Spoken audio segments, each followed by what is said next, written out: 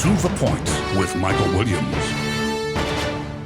Good morning and welcome. South Florida and the rest of our state reopening slowly, cautiously.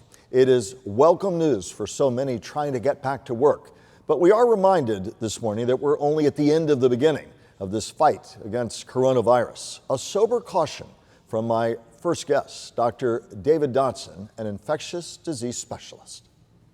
Well, Mike, first of all, thank you for having me. My thoughts are that as we consider reopening our economy, there's been a tension between one side wants to maximally save lives, the other side of the spectrum wants to open up our economy.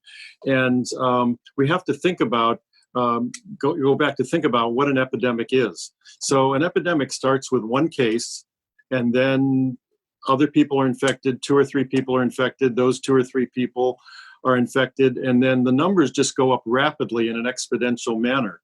And that's when people are worried about this epidemic getting out of control as people loosen up social precautions, the epidemic could again spin out of control and we could be right back where we were.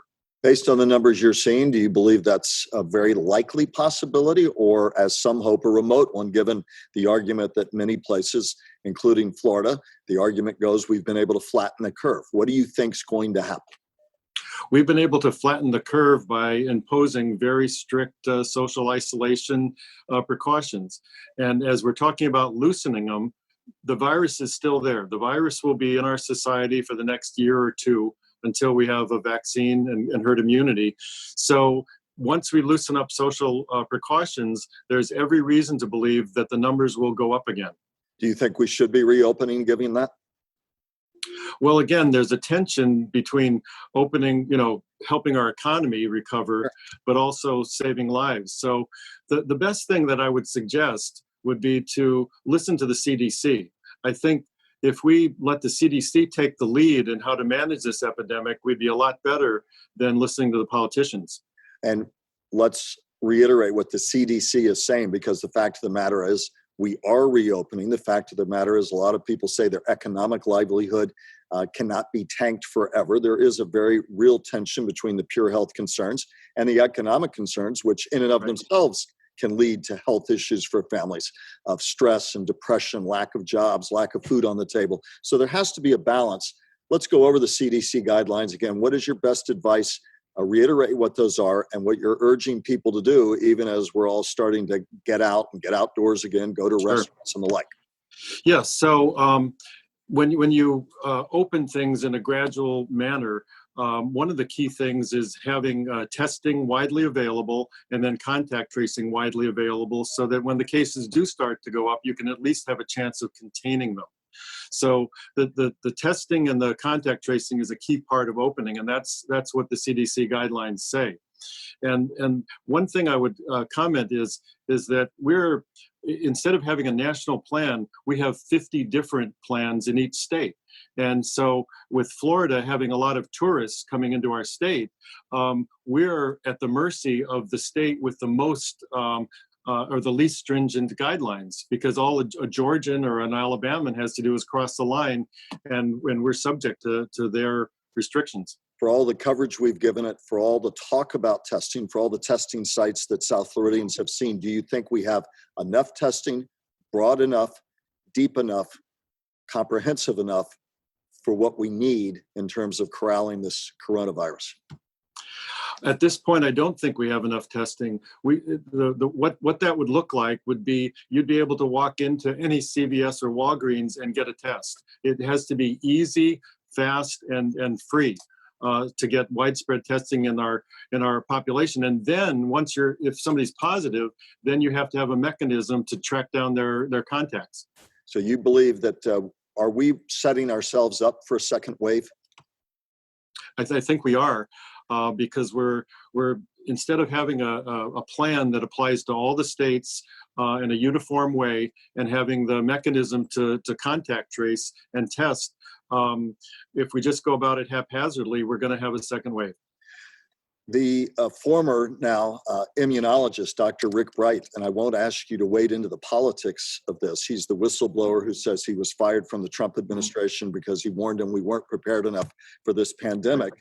He was on Capitol Hill, and he said, in part, quote, "If we fail to develop a national coordinated response based in science, I fear the pandemic will get far worse and be prolonged, causing unprecedented illness and fatalities." The White House, including President Trump, said he sounded like an angry, disgruntled employee. Again, not asking you to wade into the politics of it, but his statement about his concerns, do you believe, and you seem to be really reiterating part of his statement, we don't have a nationally cohesive, nationally coordinated effort here, and you think that's absolutely essential? I do, and just keep in mind that the virus has no respect for political boundaries, national boundaries. It doesn't care what you believe or what party you're in. The virus is going to do what the virus is going to do, and if we give it opportunity, it will spread, no question. And he also went on to say we have no vaccine distribution plan, that we're lacking a national coordinated plan for that. And that's even assuming that a vaccine can be developed. We keep talking about a year and a half or two. There's no guarantee that a vaccine will be developed, but even if one was, the distribution network for that is really something you have to start from the ground up now. He says that's lacking too. Do you agree? Yes, I do. So we have a situation where we have inadequate testing. We have inadequate contact tracing. We don't have a cure, and we don't have a vaccine. So we're all still vulnerable to this virus. And unless we attack it in a systematic way, we're going to see other mini epidemics keep on occurring.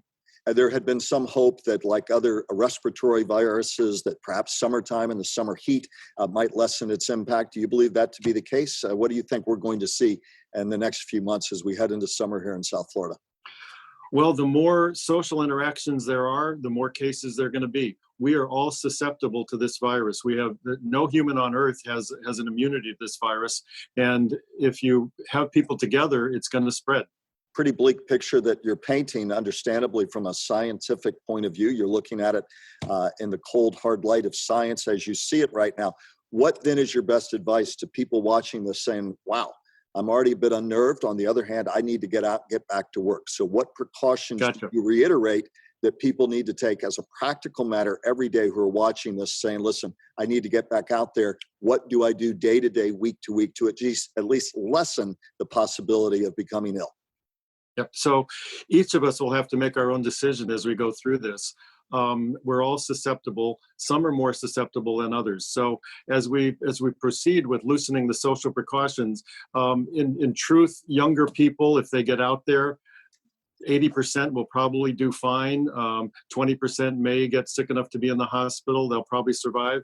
But if you're elderly or have pre-existing lung or heart conditions, you really should lay back no matter what the politicians are saying and look for your own health. And regardless of who you are, do you recommend wearing masks at all times in public?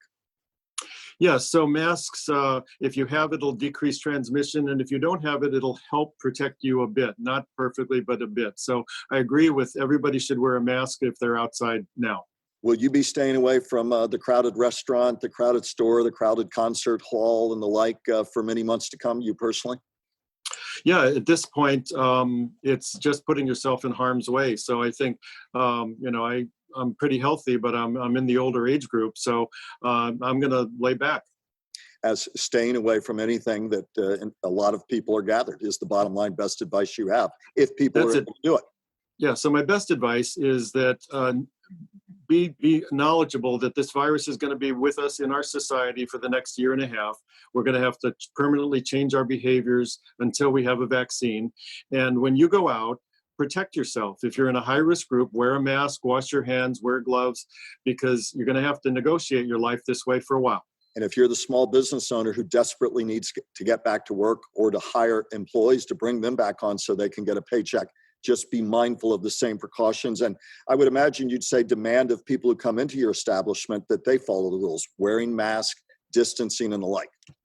Exactly. And just keep in mind that each of these epidemics start with one person, and then they infect another, and then on it goes. So, and when you start having cases, a proportion of the cases turn into sicknesses, a proportion goes to the hospital, a proportion goes on ventilators, and a proportion dies. So it all starts with one case, and the less you can become that one case, the better off we all are.